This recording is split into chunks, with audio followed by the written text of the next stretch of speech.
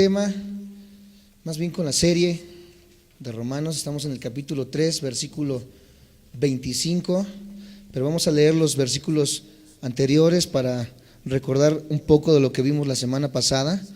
Así que vamos a Romanos, que es nuestro tema, nuestra serie, nuestro estudio, la base de los días jueves. Romanos capítulo 3, estamos ya por terminar el capítulo 3, que fue relativamente más rápido el capítulo 3. El capítulo 1 nos llevó más tiempo, el 2 un poco menos de tiempo, bueno, el 3 vamos mucho más rápido. Vamos a leer el versículo 22 del capítulo 3 y quedamos de acuerdo que semanas anteriores dijimos que los versículos centrales de lo que es el Evangelio y que todo cristiano debe de conocer son los versículos del 21 al 26, ¿sí lo recuerdan? Que podíamos sintetizar el mensaje del Evangelio en esos 6 pasajes, que eran los pasajes que todo cristiano debería tratar de aprenderse de memoria. Así que vamos a darle lectura. Romanos capítulo 3, versículo 22, y dice de esta manera: la justicia de Dios por medio de la fe en Jesucristo para todos los que creen en Él, porque no hay diferencia, por cuanto todos pecaron y están destituidos de la gloria de Dios, siendo justificados gratuitamente por su gracia mediante la redención que es en Cristo Jesús, a quien puso como propiciación por medio de la fe en su sangre.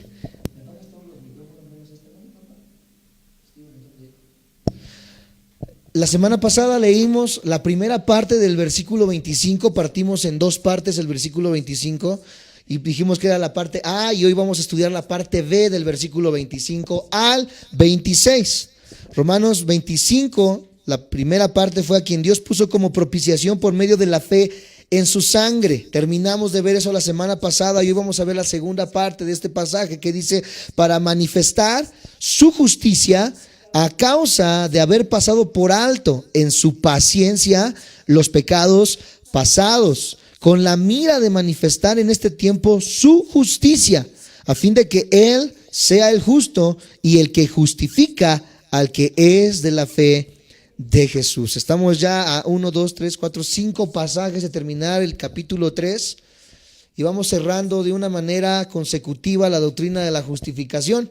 Y como explicamos en el capítulo anterior, la palabra justicia, la palabra justificación, la palabra justificados tienen la misma raíz griega y se relacionan todas entre sí. El significado básico de la justificación es hacer recto y justo lo que no era recto y justo. Justificado o justificación es hacer recto y justo lo que no era recto y justo. ¿Vamos bien hasta ahí? Muchas personas, ahora entrando a este tema, manchadas por la injusticia de la naturaleza humana, se preguntan, que fue la pregunta que vimos semanas pasadas: ¿cómo un Dios santo, como un Dios justo, como un Dios apartado puede permitir que haya pecado sin castigo? ¿Y cómo un Dios justo, un Dios santo y un Dios sin pecado puede hacer justos a pecadores siendo justo y continuando siendo justo? Si una persona justa justifica a un pecador, en el pensamiento del ser humano y a la luz de la jurisprudencia, ese se vuelve injusto, porque no podemos perdonar los pecados de un pecador injusto haciendo como si nunca hubiera pecado y como si nunca hubiera hecho nada malo delante de un Dios justo, porque entonces este Dios se convertiría en un Dios injusto. Es un juego de palabras algo complicado de entender, pero lo vimos ya a grandes rasgos las semanas pasadas. Un Dios que es un Dios santo, un Dios que no puede permitir el pecado, al perdonar a una persona pecadora que tiene en sí el pecado y que tiene en sí delitos y verla como completamente justa, convertiría de alguna manera a este Dios en un Dios injusto si no hubiese una base legal para ese perdón y para esa remisión de pecados. Ciertos judíos en el tiempo de Malaquías entendieron esto de una manera equivocada, como muchos hoy en día lo entienden en Malaquías capítulo 2, sin perder Romanos, aparte en Romanos, que es nuestra base de nuestro estudio. Malaquías capítulo 2, Malaquías está automáticamente atrás de Mateo. Malaquías capítulo 2, versículo 17. De cualquier forma va a estar delante de ustedes si no lo encuentran en sus Biblias rápidamente. Dice Malaquías 2:17, voy a ir un poco rápido porque tenemos que abordar mucho estas dos clases.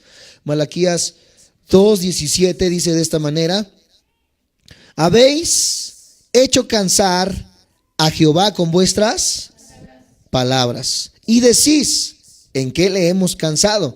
En que decís, cualquiera que hace mal, agrada a Jehová, y en los tales se complace. O si no, ¿dónde está el Dios de justicia? Hay una pregunta que te has hecho quizás y que nos hemos hecho todos en algún momento y que no es ajena a la Biblia, porque hace muchos siglos las personas se preguntaban lo mismo. Nosotros nos preguntamos en alguna ocasión y decimos, ¿cómo esa persona que está en su penthouse, en el último piso, fumando marihuana, drogándose con cocaína, con 5 modelos colombianas, siendo narcotraficante, asesino, sicario, etcétera, etcétera, cómo es que está tan feliz allá arriba gozando de los placeres de la vida? Y uno que quizás no es tan malo, uno que quizás no comete tantos errores, uno que quizás trata de llevar la vida rectamente, le pasan cosas malas, y a esos malos no les pasa nada. Malaquías escuchaba las mismas palabras y decían de esta manera en aquel tiempo. Una vez más, ¿en qué le hemos cansado? Dice que preguntan de esta manera: cualquiera que hace mal, agrada a Jehová. Y no es que esta sea una verdad porque la están diciendo hombres no regenerados, hombres impíos, pero ellos a su entendimiento decían, el que hace mal parece agradar a Dios. El que hace mal parece estar bien delante de Dios porque no les va mal. Y dice después otra pregunta, también más adelante: ¿dónde está el Dios de justicia? Se preguntan las personas, e incluso en Apocalipsis vemos también que los santos que están delante en el cielo están clamando a gran voz: ¿hasta cuándo, Dios, haces justicia? Parece ser que Dios no hace justicia. Parece ser que el narcotraficante se sale con la suya, parece ser que el ladrón se sale con la suya, parece ser que todos los malos se salen con la suya, porque Dios no hace justicia, y parece ser que al bueno no le pasa nada. Eso es lo que a Malaquías le decían. En anticipación a esas preguntas, el Espíritu Santo mandó a Pablo a declarar que por medio de la cruz, Dios no solamente permitió y planeó desde antes de la fundación del mundo que Jesús muriera en la cruz, sino que la cruz era la respuesta a estas preguntas. Someter a muerte a su propio Hijo sin pecado fue el mayor pecado que se ha cometido delante de nosotros. Pero a través de ese acto abominable delante de los ojos de los hombres, Dios no solo demostró su gracia, sino también demostró su justicia. No solamente demostró la gracia porque es un regalo para con nosotros, sino que también Él demuestra la justicia. ¿Cómo está eso? Los ateos constantemente dicen y preguntan: yo no tengo la culpa de que Adán haya pecado. Yo no tengo la culpa de que Eva hayan pecado y que a causa de ello todas mis generaciones siguientes vengan con ese pecado. La Iglesia Católica le llama el pecado original. No sé si me siguen, me dicen amén. Dice que no pueden entender, no pueden comprender cómo es posible que todo eso haya ido de generación en generación. Parece injusto. Y desde la perspectiva humana, desde la perspectiva atea, desde la perspectiva antiteísta, es injusto. Porque ninguna de las generaciones siguientes tenían que haber cargado con el pecado de una sola persona. ¿Yo por qué tengo que morir si esas personas pecaron? No yo, es lo que dice la mente atea o la mente no regenerada. Y es que ciertamente es injusto el hecho de que todos hayan pagado a raíz del pecado de Adán, que Dios antes de la fundación del mundo planeó la paga de ese pecado. Ahora, cuando hablamos con ateos, cuando hablamos con agnósticos, cuando hablamos con antiteístas que promueven esta tesis, nosotros les decimos: ¿y tú crees que es justo que una persona ajena a ti haya pagado lo que tú debías? ¿Es justo que una persona completamente apartada de ti haya pagado lo que tú tenías que pagar? Estas personas contestan y dicen: pues creo que no es justo. Creo que si yo hice algo, yo lo tengo que pagar. Y eso es precisamente lo que Jesús hizo en la cruz del Calvario. Y eso es precisamente como Dios reivindica la gracia y la justicia de Dios. Que el que nosotros, amados santos de Dios, tengamos la oportunidad de ser justificados a través de la muerte de un hombre ajena a nosotros. Nosotros teníamos que haber pagado esos pecados en la cruz. Nosotros teníamos que haber muerto por nuestros pecados. Pero Dios gratuitamente ofrece la salvación y la redención por nuestros pecados por algo que nosotros no hicimos. Entonces, las tesis de estas personas en Malaquías que dice ¿hasta dónde va a llegar la justicia de Dios? ¿O cuándo llegará la justicia de Dios? La justicia de Dios se manifestó ya hace 2000 años en la cruz del Calvario. Esa es la primera justicia y el primer juicio que nosotros vemos en la Biblia. Veremos más juicios en Apocalipsis, el juicio del trono blanco, etcétera, etcétera, los juicios que vendrán más adelante, pero hoy el juicio en contra del pecado ya está ahí en la cruz y todos los que queramos acceder a él, ya hemos estudiado en pasajes anteriores, solamente necesitamos creer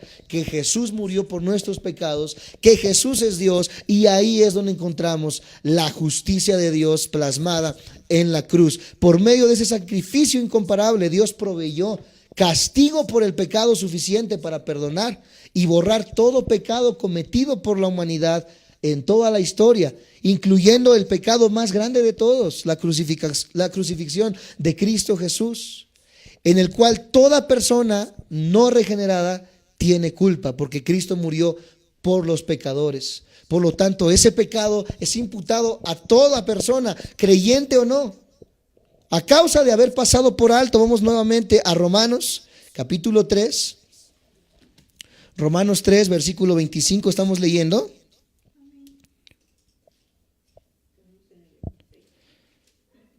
Para manifestar su justicia a causa de haber pasado por alto, seguimos en el 25, en la segunda parte. Para manifestar su justicia. ¿En dónde o en qué manifestó la justicia? Acabamos de leer y entender. Lo acabo de decir hace unos momentos. En la cruz. Dice, una vez más, para manifestar su justicia. La justicia la manifestó en la cruz del Calvario a causa de haber pasado por alto en su paciencia los pecados pasados. Ese acto supremo del regalo de Dios quedó demostrado además en su paciencia. ¿Cuántos saben y entienden que Dios es paciente? Dice la palabra de Dios que Él es paciente, es tardo en airarse y es grande en ¿qué? A causa de haber pasado por alto los pecados, es lo que nos está diciendo Romanos ahorita. Dios no nos deja estar al tanto ni perdona tan siquiera el pecado más pequeño, esa es una realidad. Dios tiene que castigar el pecado. Su paciencia no es una señal de injusticia, porque algunos, acabamos de leer también hace un momento, dicen, ¿cómo es posible que el malo no le pase nada? ¿Cómo es posible que el que roba no le pase nada? ¿Cómo es posible que el que es narcotraficante no le pase nada? Y como este señor, el Chapo, ¿verdad? Y el Señor de los cielos, etcétera, etcétera, que muchos no saben dónde se encuentra y que posiblemente esté en un palacio, esté haciendo y deshaciendo sus fechorías. ¿Cómo es posible que estos hombres que hacen tanto mal no reciben un juicio? ¿Cómo es posible que estos hombres que hacen mal no reciben la paga y la retribución de su pecado? ¿Cómo es posible que las personas que obran mal no reciben la retribución del pecado y aparentemente las personas buenas son las únicas que sufren? Aparentemente las personas buenas son las únicas que pasan por atrocidades. Esto es lo que estamos analizando desde una manera filosófica, si lo quieren ver de esa manera. Su paciencia no es señal de injusticia. Apúntalo, es un dato que necesitamos entender. Su paciencia no es señal de injusticia, sino de gracia. Su paciencia no es señal de injusticia, sino de gracia y de amor. La paciencia de Dios entonces es muestra de gracia y de amor. ¿Por qué decimos que la paciencia no es injusticia, amados santos de Dios? Porque todos vamos a comparecer delante del juez. Todos. Sea en esta vida o sea en la venidera, pero todos vamos a ser enjuiciados por las cosas que hemos hecho. Todos. El que se porta mal y el que se porta no tan mal a la vista de los hombres. El Chapo o aquel San Crisóstomo que va todos los domingos a la iglesia. Todos vamos a ser enjuiciados en algún momento. El problema es que a la perspectiva del ser humano 80 años de vida es demasiado. Y decimos, mira, ese murió robando, matando, asesinando y nunca le pasó nada. Espérate tantito, porque 80 años no se comparan en nada a una eternidad separados de Dios.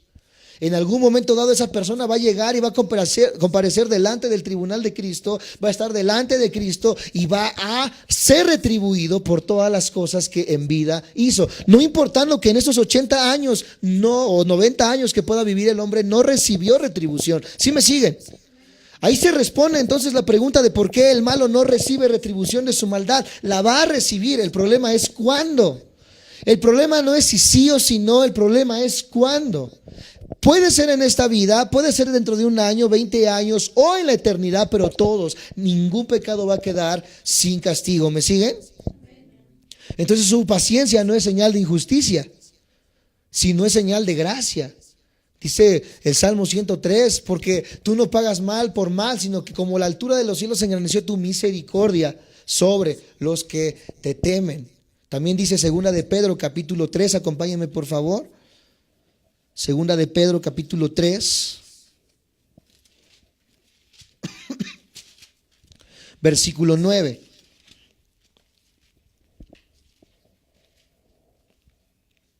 Escucha lo que dice. El Señor no retarda, o sea, está pronto a cumplir su promesa. Según algunos lo tienen por, ¿cómo? Mira, Dios ve que no retarda su promesa. Nosotros vemos que se está tardando. Ven las dos perspectivas. El hombre cree que tarda y dice, ¿hasta cuándo? Por eso las almas claman, dice, delante del trono y dicen, ¿hasta cuándo vas a hacer justicia? A nuestro parecer está tardando, pero Dios sabe y entiende que Él no retarda su promesa, sino que es como paciente. Di conmigo, paciente para con nosotros, no queriendo que ninguno perezca, sino que todos procedan al arrepentimiento. ¿Hasta cuándo vienes, Señor? ¿Hasta cuándo traes juicio? ¿Hasta cuándo vas a acabar con todo esto? ¿Hasta cuándo vas a echar a los impíos al infierno? ¿Hasta cuándo nos vas a rescatar de este cuerpo de corrupción, etcétera, etcétera? Preguntas que nos hacemos, pues Dios dice, espérate que no retardo mi promesa, voy a regresar, voy a traer juicio, pero estoy esperando, ¿a causa de qué? De que en su corazón está que ninguno se pierda, sino que todos procedan al arrepentimiento. ¿Cuántas personas en tu familia aún no conocen el evangelio? ¿Cuántos hijos, cuántos tíos, cuántos amigos no conocen el evangelio? Y si Cristo hoy viniera por su iglesia, amados santos de Dios, todos ellos quedarían excluidos de la gloria de Dios. ¿Por qué está retardando su venida? A causa de que Él no quiere que ninguno perezca, a causa de que Él está esperando que aún nosotros llevemos el evangelio y prediquemos las buenas nuevas de salvación, para que, si Dios en su voluntad quiere, uno o dos sean salvados. ¿Me siguen? Quizás tú mismo, quizás yo mismo, quizás nosotros también estamos esperando a que Dios siga siendo paciente con nosotros, siga obrando con nosotros, siga tratando con nosotros, siga siendo transformada nuestra mente, siga siendo transformada nuestro corazón, porque también nosotros necesitamos de esa paciencia y de ese amor. Algunos más que otros, por supuesto que no, todos necesitamos de esa gracia, de ese amor paciente. ¿Quién es perfecto ya? ¿Quién no se equivoca ya? ¿Quién no comete errores ya? ¿Quién no necesita de la gracia ya? Todos entonces estamos siendo bendecidos por esta gracia y este retardo de la promesa que va a llegar, pero que aún Él es paciente para que, si acaso, nosotros podamos ser alcanzados por su gracia. Entonces, la justicia y la gracia de Dios se encuentran en una escala infinitamente superior a lo que nosotros podemos percibir o comprender en nuestra propia sabiduría. Nosotros decimos, ¿hasta cuándo? Dios dice, espérate tantito. No lo podemos comprender porque es algo superior a nosotros. El corazón de Dios sigue diciendo, yo quiero que ninguno perezca, sino que todos procedan al arrepentimiento. Nosotros nos preguntamos siempre, si hoy viniera Cristo, ¿estaríamos completamente seguros de que partimos con Él? Muchos pensamos dentro de nosotros, nos sentimos mal y decimos, aún tenemos muchos errores. Entonces necesitamos de la paciencia y de la misericordia de Dios. Debido a su justicia, ningún pecado quedará jamás sin ser castigado. Lo voy a repetir una vez más. Debido a su justicia, ningún pecado quedará jamás sin ser castigado. Pero debido a su gracia, ningún pecado está más allá del alcance del perdón. Todo pecado puede ser perdonado, esa es una realidad. Por su gracia, pero por su justicia, ningún pecado va a quedar sin ser castigado. Yo no puedo predicar solamente la mitad del evangelio y decir, Dios puede perdonar todos tus pecados. Por supuesto que lo puede hacer, Dios es amor, por supuesto que lo puede hacer, pero la otra parte del evangelio es que todo pecado va a ser castigado y que viene ya el juicio para los pecados. Por eso necesitamos sí o sí de la gracia y de la paciencia de Dios. Pasar por alto, estamos leyendo Romanos, una vez más regresemos ahí.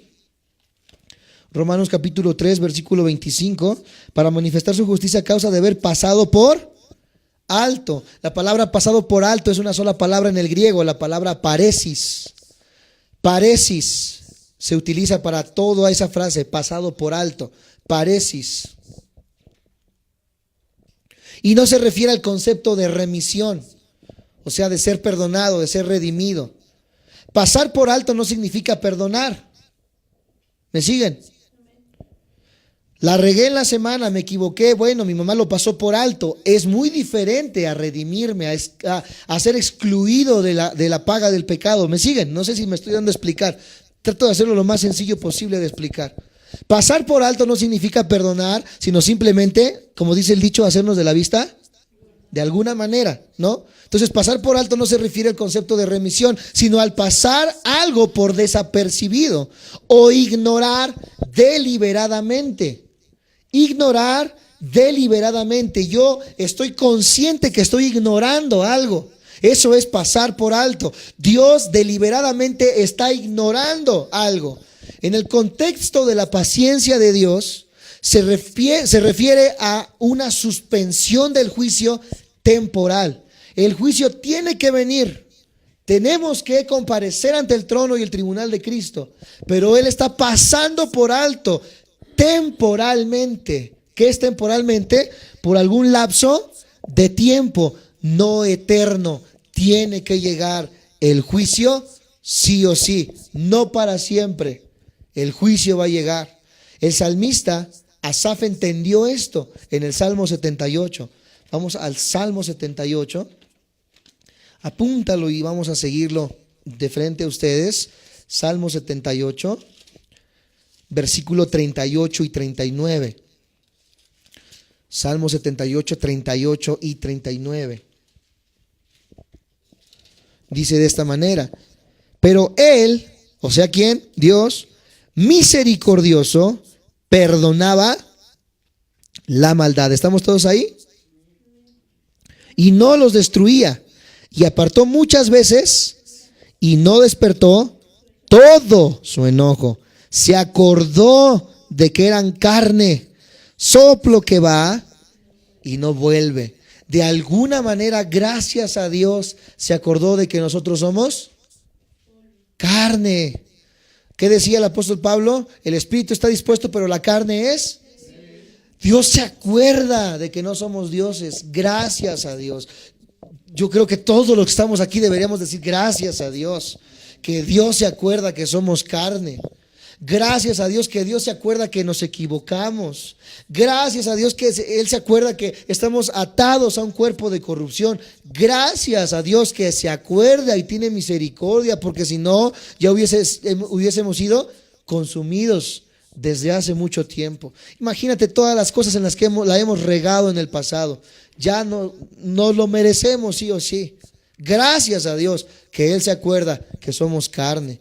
Y en su discurso a los filósofos en el Areópago, el apóstol Pablo les dice de una manera muy acertada en Hechos 17, 30 al 31. Vamos ahora adelante.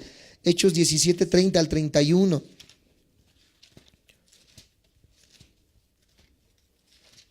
Hechos 17, 30 al 31 dice de esta manera, en el discurso que Pablo da a los filósofos estoicos y epícuros de aquel tiempo, que eran los descendientes de las filosofías de Zenón, epícuros y estoicos. Está en Hechos 17, 30 al 31, dice de esta manera: pero Dios, habiendo pasado por alto, una vez más la misma palabra, haciéndose a un lado la vista para no ver el pecado, dice: pero Dios, habiendo pasado por alto los tiempos de esta ignorancia, ahora manda a todos los hombres en todo lugar que se arrepientan, por cuanto ha establecido, y viene el juicio, un día en el cual juzgará al mundo con justicia por aquel varón a quien designó, dando fe a todos con haberle levantado de los muertos.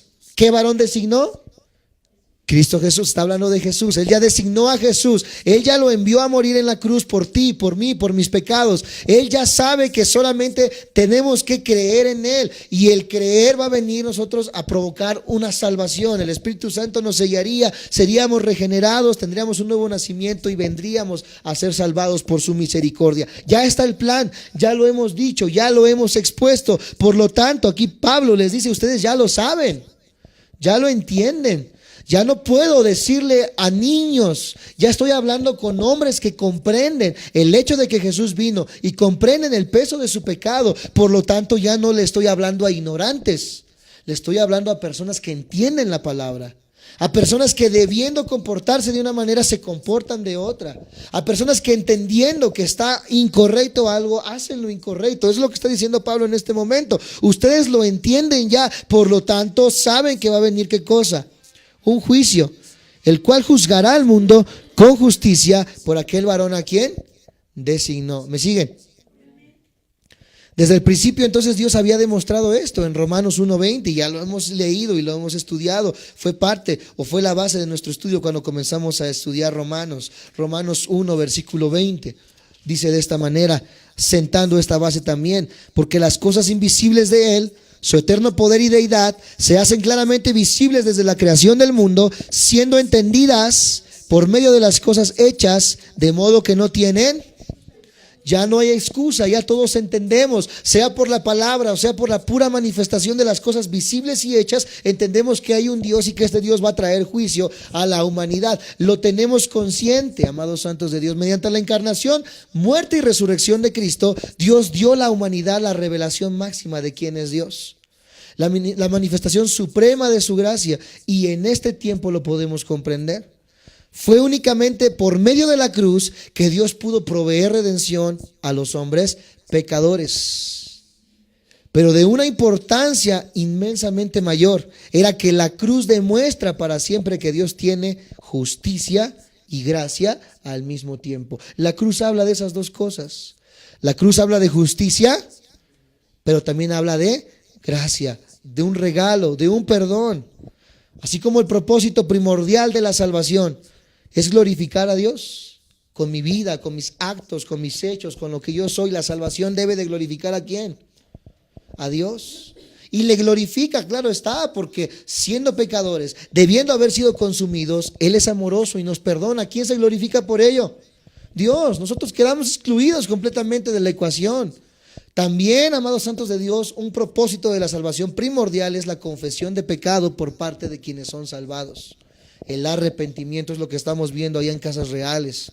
Cuando Dios disciplina a sus hijos y ellos confiesan su pecado, dan testimonio de la justicia y rectitud del Padre Celestial y por lo tanto de su gloria. Vamos a leer Josué 7:19.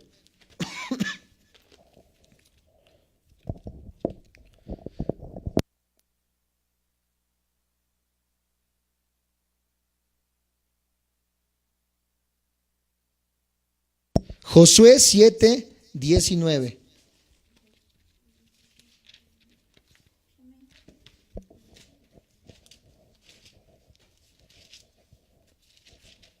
Dice de esta manera Josué 7:19. Entonces Josué dijo a Acán, hijo mío, da gloria a Jehová, el Dios de Israel, y dale alabanza, y declárale ahora lo que has hecho. ¿Qué es esto? El arrepentimiento. No me lo encubras. No me lo encubras. Tenemos el regalo, tenemos el acceso al arrepentimiento. Y el arrepentimiento, así como la gloria de Dios, así como mi salvación glorifica a Dios, el arrepentimiento también glorifica a Dios, porque es una actitud que solamente las personas regeneradas pueden tener y comprender. Vamos más adelante en nuestro estudio de Romanos, en el versículo 27 y 28.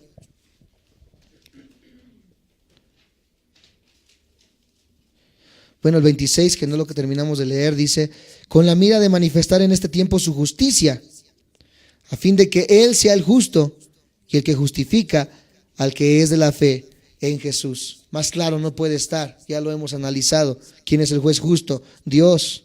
Él va a ser justo y Él justifica solamente a los que creen en ¿quién? En Jesús. Versículo 27 dice de esta manera: ¿dónde? Como pregunta pues, está la jactancia. ¿Queda?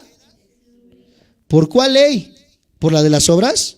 No, sino por la ley de la fe. No por las obras, sino por la fe.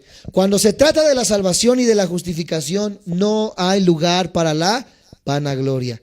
No hay lugar. Cualquier persona, cualquier religión que se sienta más, lo que hablábamos el martes allá en Casas Reales, aquella persona que se sienta más que otra persona y se vanagloria por ello, no es una salvación genuina. Qué triste es que aquí venimos a la iglesia y nos vestimos bien, nos ponemos nuestro pelo, nuestra falda, etcétera, etcétera, y vemos que alguien está haciendo algo incorrecto por ser nuevo en la fe y lo vemos y decimos: ya no voy a ir a esa iglesia porque mira lo que están haciendo. Dejan entrar a chicas con minifalda, dejan entrar a hombres, ¿verdad? Y que se ven todos sucios y huelen feo. Les platicaba el martes, allá en La Merced, tenemos un pastor amigo, colega, que tiene su iglesia justo en medio de La Merced. ¿Y quiénes son los que se congregan ahí? Personas que vienen de la Bondojito, que vienen de la Doctores, personas que vienen de ahí de Tepito, personas que vienen de La Merced, prostitutas que entran a la iglesia.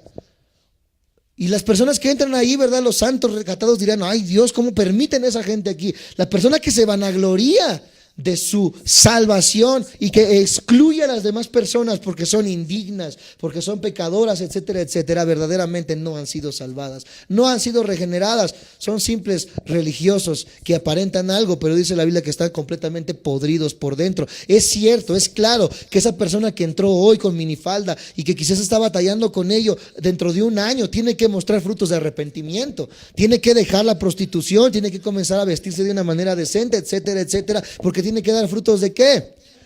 Pero no podemos excluir a las personas por cómo se visten, por cómo son, por cómo se comportan, por cómo hablan, etcétera, etcétera, porque no podemos vanagloriarnos y estar encima de estas personas, porque todos pecamos y estamos destituidos de la gloria de Dios, todos la regamos. Todo lo que incluye el plan de salvación lo ha hecho todo Dios y nunca nosotros. Es su plan, es su salvación, es su sangre la que fue derramada y nosotros solamente somos receptores de todo ello. Por lo tanto, no podemos vanagloriarnos sino solamente de Dios. No en lo que nosotros somos, sino en lo que Él ha hecho. Somos salvos por la excelencia de quién es Él, por la obra que Él ha hecho y por la palabra que Él ha dicho.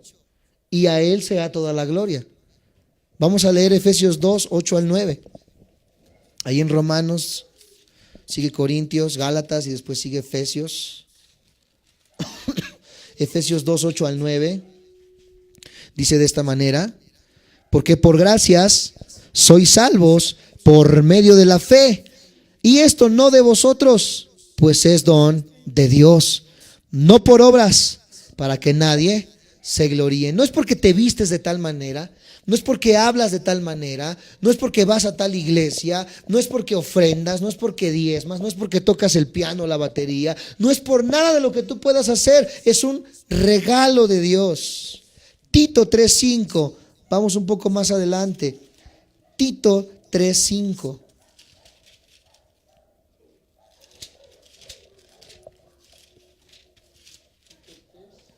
Tito 3:5.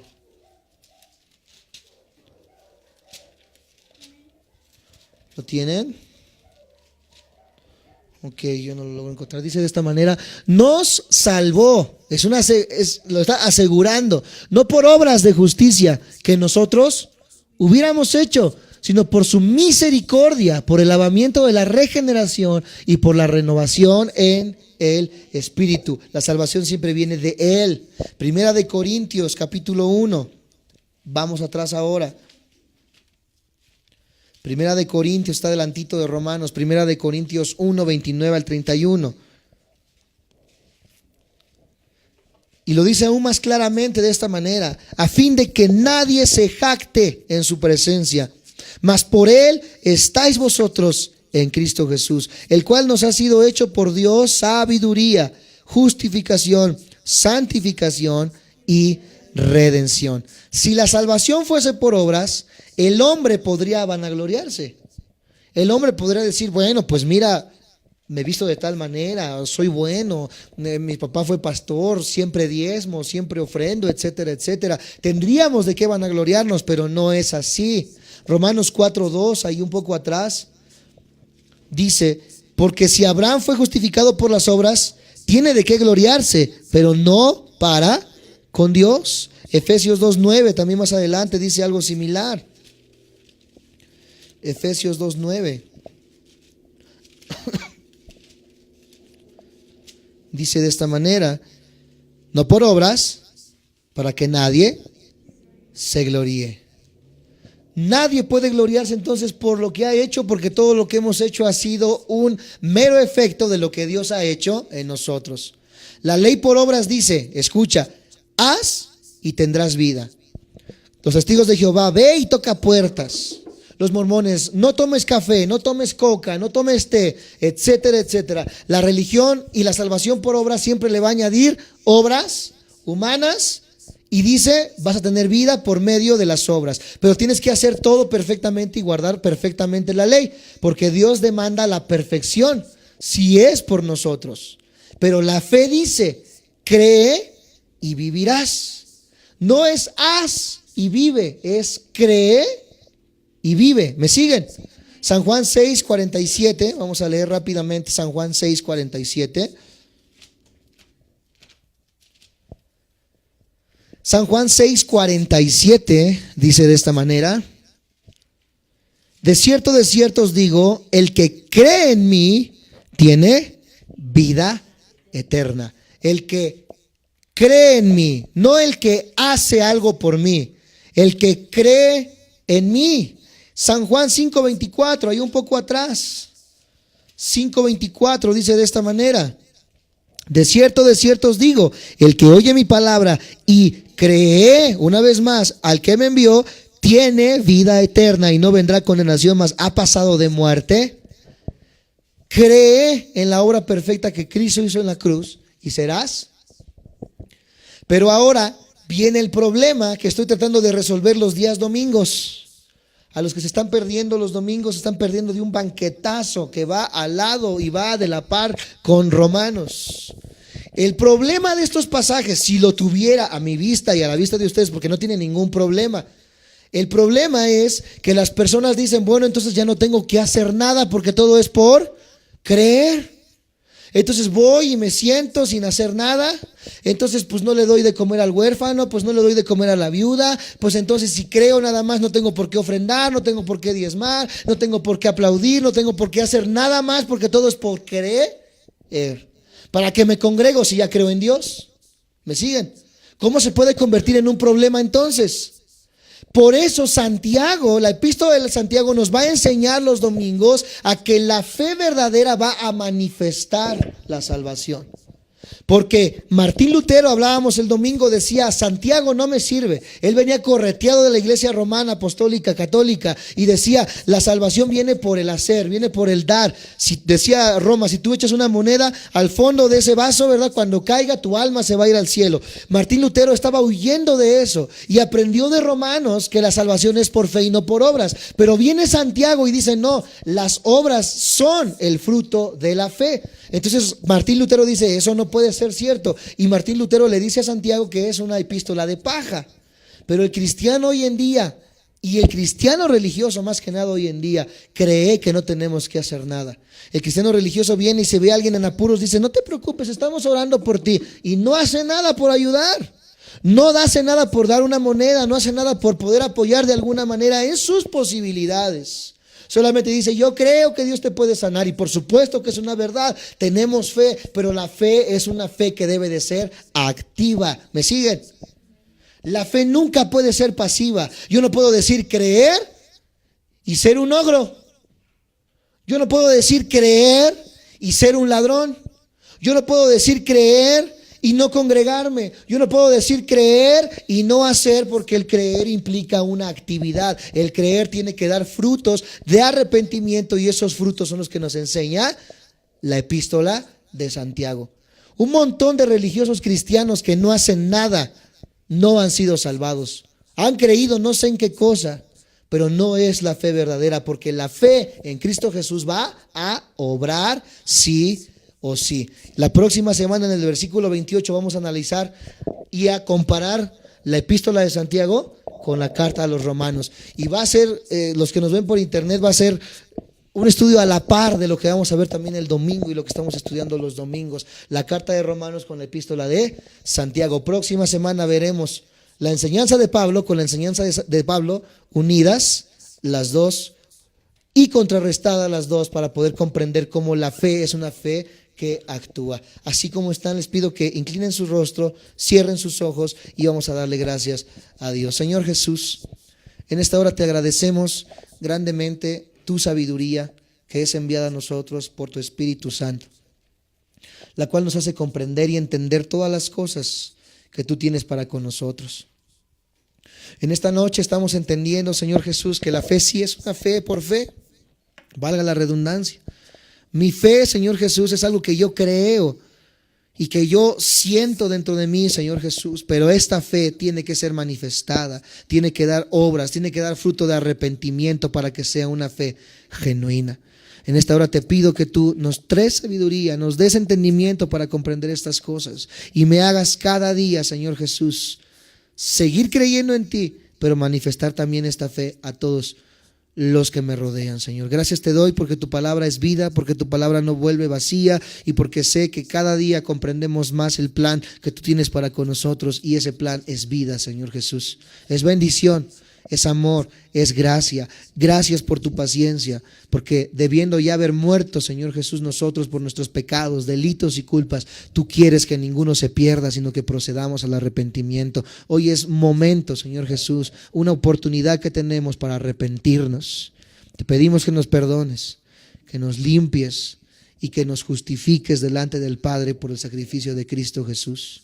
No porque no hayamos fallado, porque todos pecamos, porque todos nos equivocamos, sino porque tu justicia nos es imputada. Porque cuando Dios nos ve a través de la lupa que es el sacrificio de Cristo Jesús, nos ve como santos.